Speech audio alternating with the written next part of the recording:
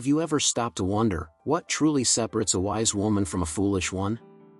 It's not about your GPA, your degrees, or how many self-help books you've stacked on your nightstand.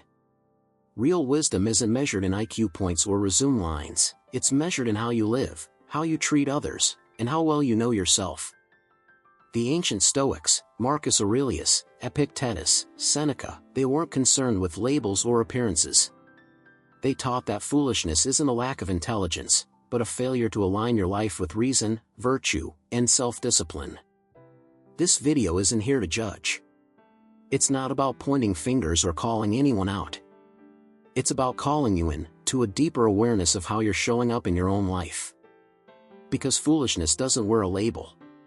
It often shows up quietly, in our habits, our reactions, our silence. And unless we're paying attention, it can shape our days without us even knowing. So today, we're exploring 6 powerful signs of foolishness, not to shame, but to awaken. Ask yourself, as we move forward, am I becoming the woman I truly respect? Because in the end, the wise woman isn't perfect, she's just intentional.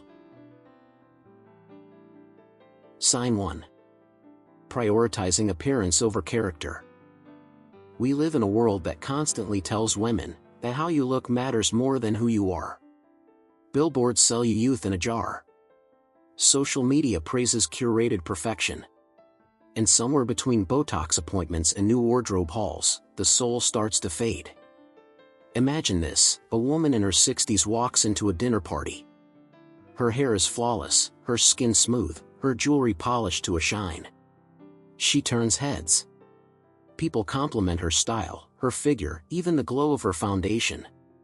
But as the night goes on, you notice something's missing. She interrupts others. She can't stay off her phone. And when someone shares something vulnerable, she quickly steers the conversation back to herself. She's magnetic, but hollow. I once knew someone like that. Let's call her Margaret. She had designer handbags, a car that cost more than most people's homes, and an Instagram feed that could rival a lifestyle influencer. But when my mother passed away and I opened up about my grief during our book club, Margaret blinked, nodded, and changed the subject to her new skincare routine. That moment taught me something I'll never forget: beauty may open the door, but only character keeps you in the room. The Stoics warned us, the pursuit of superficial things leads to emptiness. Epictetus said, if you want to improve, be content to be thought foolish and stupid. Why? Because true strength comes not from what others see, but from what you cultivate in silence. And yet, society whispers that to stay relevant, you must stay young, thin, glowing. So we spend hundreds of dollars a month on creams and treatments, trying to rewind a clock that was never meant to stop. But what happens when the glow fades? When the likes slow down? That's when the deeper work begins. In that same book club sat another woman, Joyce. 78 years old, soft gray sweater, no makeup. Her hands were weathered, but her presence was solid. When she asked how you were, she meant it. She remembered your dog's name, your birthday, your story. Joyce didn't sparkle, she shined. The Stoics would say, let your beauty be the strength of your spirit, not the smoothness of your skin. When you walk into a room, let your dignity speak louder than your heels. Because real beauty isn't loud, it's steady. And it never fades. So next time you look in the mirror, ask not just, how do I look? Ask, who am I becoming? That question will never go out of style. Sign 2.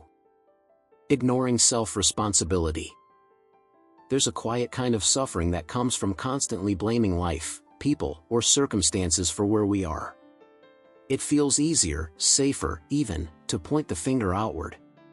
But as the Stoics remind us, freedom begins the moment we take full responsibility for our choices. I once knew a woman, let's call her Diane.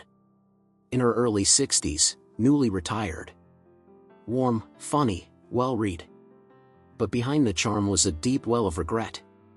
She often talked about the things she never got to do: art school, starting a small business, moving to the coast. When asked what stopped her, the answers were always external: my husband didn't support it. The timing wasn't right. The kids needed me. And sure, some of those reasons were real. But over time, those reasons became a shield, protecting her from the hard truth: she had never claimed her own life.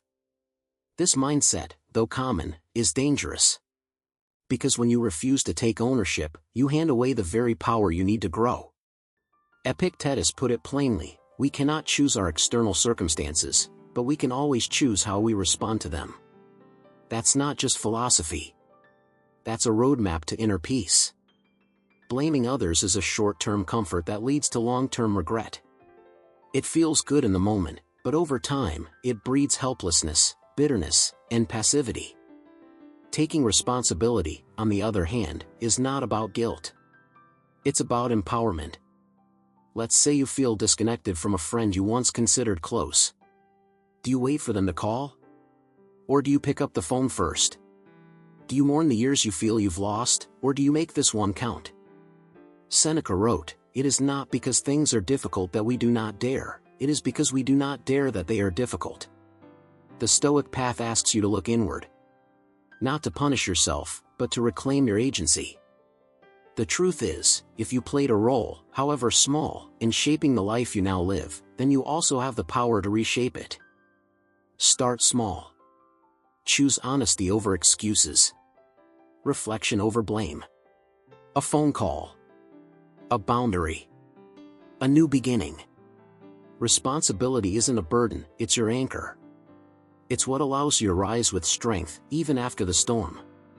Because once you say, "This is my life," the next question becomes, "What am I going to do with it?" And that's where real wisdom begins. Sign 3. Overvaluing others' opinions. There's a unique kind of exhaustion that comes from living your life based on what others might think. You know the feeling: you second-guess your decisions, delay your dreams, or shrink your voice in a room just because someone might raise an eyebrow. And often, that someone isn't even paying attention. For many women, especially those in their 50s, 60s, and beyond, this pattern runs deep. You've spent decades meeting expectations. As a mother, wife, professional, caregiver. You've learned to keep the peace, to please, to not take up too much space. And somewhere along the line, your own voice got quieter. One woman I knew, let's call her Elaine, always wanted to take a painting class. Art was her secret joy, tucked between work meetings and grocery runs. But she hesitated.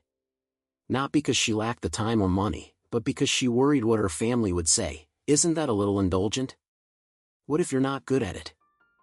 Those weren't her thoughts. They were inherited doubts, planted over years and never questioned. The Stoics understood this all too well. Marcus Aurelius, who ruled an empire, wrote, "We love ourselves more than other people, but care more about their opinion than our own." Think about that. You trust your gut, your wisdom, your experience, until someone frowns. Then suddenly, you abandon yourself to please someone who probably isn't thinking that hard about you. This is emotional slavery. It's giving away your peace in exchange for approval that may never come. And in the digital age, this habit is amplified. We measure worth in likes, followers, nods from strangers. But true peace, the kind that doesn't shake when the crowd disapproves, only comes when you stop needing applause to move forward. So what does the Stoic path offer? Self-governance. Clarity. A life directed from the inside out. It asks, are you living in alignment with your values, or someone else's expectations? When Elaine finally took that painting class, something shifted. She didn't need anyone to get it. She did it because it made her feel alive. That, in itself, was enough. You don't need a cheer section to be whole. You need courage. The courage to live for something deeper than validation. So ask yourself, are the voices you're listening to helping you grow, or keeping you small? Because the moment you choose your voice over theirs, you don't just become free. You become whole. Sign 4. Emotional instability and overreaction. Not all chaos comes from the outside. Sometimes, the storm is within. And it doesn't take a major event, a canceled plan, a late reply, a forgotten thank you, to set it off. For some, even the smallest emotional disturbance can turn into a personal earthquake. Emotional instability is one of the most telling signs of a foolish life, not because emotions are bad, but because being ruled by them erodes your peace, your dignity, and your relationships. I once met a woman, Darlene, in her early 70s. She was intelligent, active in the community, and deeply respected. But when things didn't go as expected, even slightly, her reactions would overwhelm the room. I remember one afternoon when she wasn't listed on a volunteer announcement. It was a simple oversight, nothing malicious. But Darlene stormed out, convinced she was being pushed aside. She didn't speak to anyone for weeks. What was needed was a simple conversation. What happened instead was isolation, resentment, and misunderstanding. Seneca once wrote, "A man is as unhappy as he has convinced himself he is." The Stoics knew the real battle isn't with the world, it's with our interpretations of it. Darlene wasn't hurt by the announcement. She was hurt by the story she told herself about what it meant. This is where emotional overreaction becomes dangerous. It distorts reality. It convinces you that you're being attacked when you're not. It turns neutral moments into personal insults, and small setbacks into life-altering betrayals. And let's be honest, many of us have been there. But the difference between a wise woman and a foolish one lies in a single breath. The Stoics didn't teach us to suppress emotion. They taught us to pause. To observe. To ask, is this reaction useful? Is this worth my peace? Because 9 times out of 10, it's not. Emotional mastery doesn't mean you feel less. It means you don't let feelings hijack your actions. You respond instead of react. You stay rooted while others spiral. And that stability becomes a quiet form of power. A wise woman doesn't seek drama, she diffuses it. She doesn't explode, she inquires. She doesn't need others to change to feel okay, she finds peace within herself. So ask yourself, am I reacting to life, or responding to it? Because the difference between wisdom and foolishness? It often begins with a moment of silence, and the choice not to let temporary emotion destroy lasting peace. Sign 5. Materialism and greed. There's an emptiness that no luxury car, designer purse, or square footage can ever truly fill. And yet, in a culture that worships consumption, it's easy to fall into the trap, believing that more means meaningful. The Stoics would disagree. Materialism isn't just about shopping sprees or chasing trends. It's about defining your worth by what you own, rather than who you are. And that is a recipe for constant disappointment. I once knew a woman, we'll call her Linda, who had everything by worldly standards. A 4,000 square foot home in the suburbs, a walk-in closet full of labels, a fridge stocked with organic groceries, and vacations that looked like travel ads. From the outside, she had it all. But inside, she was restless. Anxious. Never satisfied. She confided that even after upgrading her kitchen to the latest countertops and appliances, she felt nothing. She was already planning the next project. Why? Because no purchase could fill the silence inside her. Epictetus said it best, wealth consists not in having great possessions, but in having few wants. Materialism is deceptive. It tells you that happiness lies in the next thing, the next sale, the next remodel, the next dopamine hit from a delivery box. But everything eventually becomes just a thing. And when your self-worth is tied to what can be bought, it becomes tied to what can be lost. The Stoic life offers a radical alternative, simplicity. Not poverty, but intentionality. Not shame for having nice things, but clarity about whether those things are serving you, or whether you've become a servant to them. Ask yourself, am I buying this because it aligns with my values? Or because I'm trying to fill a void? Is this object bringing peace, or just distraction? You don't need to fast like a monk or live in a tiny house to break free from materialism. Sometimes it starts with one conscious choice, to appreciate what you already have. To find meaning in what can't be swiped, shipped, or shown off.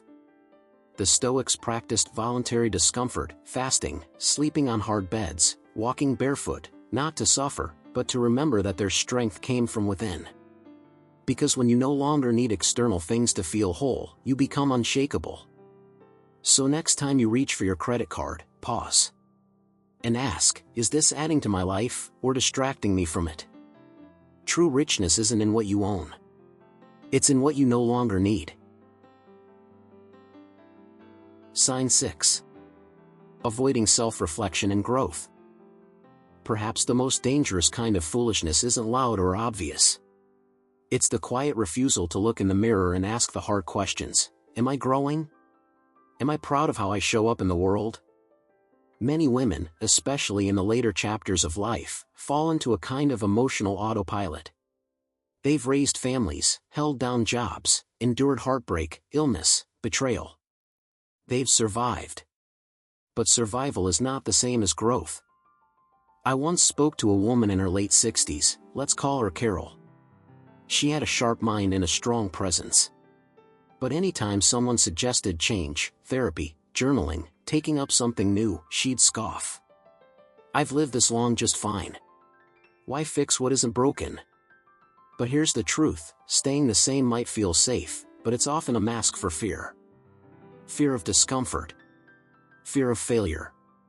Fear of uncovering something painful. The Stoics would urge us to go deeper. Marcus Aurelius, Emperor of Rome and one of history's greatest leaders, wrote nightly in his journal, not to boast, but to examine himself. He asked, where did I fall short today? Where was I ruled by ego or fear? What can I do better tomorrow? That wasn't weakness. That was strength in its highest form. Avoiding self-reflection doesn't protect you, it traps you. It keeps you stuck in cycles of blame, regret, and stagnation. The same arguments, the same disappointments, the same I wish I had, playing on repeat. Growth doesn't require a dramatic transformation. It begins with something as simple as 10 quiet minutes before bed, asking, did I act in line with my values today? It begins with having the courage to admit, I was wrong. Or to say, I don't know, but I'm willing to learn. I think of Princess Diana, how, in the latter part of her life, she stopped performing and started transforming. She admitted her struggles, sought help, and began telling the truth, not just to others, but to herself. And in that vulnerability, she became more powerful than ever before. The Stoic path isn't about perfection. It's about progress. The woman who avoids self-reflection clings to a version of herself that may no longer serve her. The wise woman evolves, even if it's inch by inch, day by day. So ask yourself, without judgment, when was the last time I truly checked in with myself? Because it's never too late to grow. Not at 60. Not at 70. Not ever. Conclusion. These 6 signs aren't here to shame you. They're here to wake you up. Because foolishness isn't about intelligence, it's about resistance. Resistance to growth. Resistance to truth. Resistance to becoming the woman you were meant to be. The Stoics remind us, wisdom isn't granted by age or education. It's earned, through reflection, through discipline, through the quiet decision to live better today than you did yesterday. If you've seen parts of yourself in any of these signs, that's not failure. That's awareness. And awareness is the first spark of transformation. So ask yourself, not with harshness, but with honesty, which woman am I becoming? The one ruled by ego, fear, or distraction? Or the one anchored in clarity, courage, and grace? Because no matter where you've been, or how long you've walked a certain path, you can always choose a new one. Wisdom doesn't show up all at once. It arrives quietly, through small, brave choices, made day by day. And maybe today is the day you start.